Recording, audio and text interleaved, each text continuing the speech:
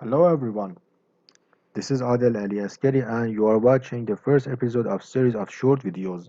In this series of videos, I'm going to talk about the change in the Project Management Body of Knowledge Standard or Pmbok 7th edition. To open the discussion, let's have a look at the evolution route of the Pmbok. The first version of Pmbok released in 1996. This version included 9 knowledge areas and 37 processes. In 2000, we had the second version of standard, again included 9 knowledge areas and 39 processes. In 2004, the third version of standard released included 9 knowledge areas and the number of processes increased to 44. In 2008, the fourth version of standard released with 9 knowledge areas and the number of processes decreased to 42. In 2013, the fifth version of standard released with a change. The number of the knowledge areas increased to 10 knowledge areas. We have the stakeholder management knowledge area from this version, and the number of processes increased again to 47. As the latest available version of standard, we have the sixth version of PMBOK at this time, and this version released in 2017 included 10 knowledge areas, and the number of processes includes 49. But as we understood from the released exposure draft of the 7th edition, PMI decided to have fundamental changes in upcoming version. At first, we have to understand why PMI decided to have such a drastic change in 7th version of PMBOK. To answer this question, we should refer to dominated project management approach and understand it. Generally, we have two orientations toward project management. On one side of a spectrum, we have waterfall or traditional methodologies. Waterfall point to the fact that when a drop of water fallen down, never return up again. This term quotes the major approach of project management in this culture. Project manager and the team tries to provide a comprehensive project plan in advance and detail it as much as possible throughout project implementation while the team trying to minimize the change. The project manager and the team complete project works and activities one by one to create deliverables. Generally, in these methodologies, each deliverable of project phases hand over to next phase to be completed gradually and create a final product, service, or result to hand over to customer. This is a brief of a story that we have under waterfall orientation. But on the other side of the spectrum, we have agile methodologies. Please note that agile is not a methodology. Agile is a mindset that has 4 values and 12 principles. The main focus of agile methodologies are on fulfilling customers' requirements by iterative and incremental product delivery. Due to rapid change in current business atmosphere, especially in IT and knowledge-based industry, agile methodologies try to welcome change anytime, even if in the latest phases of product development. Briefly, the key concept to make a distinction among orientation is the treatment and response to change.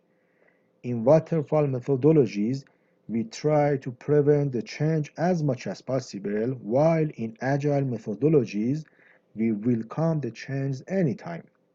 Please note again, agile is a mindset and we can imagine it as an umbrella that covers lots of practical methodologies such as Scrum, Kanban, XP, and etc. For example, in Scrum, project divided into short period of 2 weeks or 1 month, and we name this period as a sprint.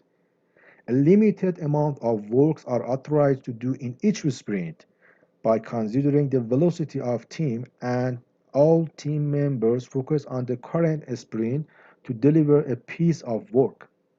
While in sixth version of PMBOK, PMI tried to get closer to agile methodologies and cover both of waterfall and agile orientations, but there is no doubt that the current version of PMBOK or sixth version still belongs to waterfall approach.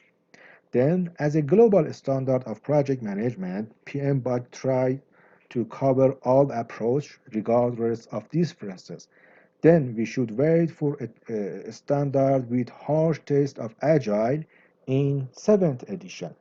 Let's have a look at the values that we talk as a general values of agile methodologies. In agile, generally we prioritize individuals and interactions over process and tools, working software over comprehensive documentation, customer collaboration over contract negotiation, and responding to change over following a plan. But when we should wait for the releasing of 7th edition, based on the PMI formal announcement, the 7th edition of Pmbok will be released in fourth quarter of 2020. However, there has been always delays in PMI releasement, and also based on the official announcement, the PMP exam will be shifted from 2nd January 2021. But please pay attention, this is the third time that this date postponed, and based on my personal opinion, due to coronavirus outbreaks and the global pandemic, this date may be shifted again. But please pay attention, this is my personal idea, not official PMI announcement. And let's back to the main topic.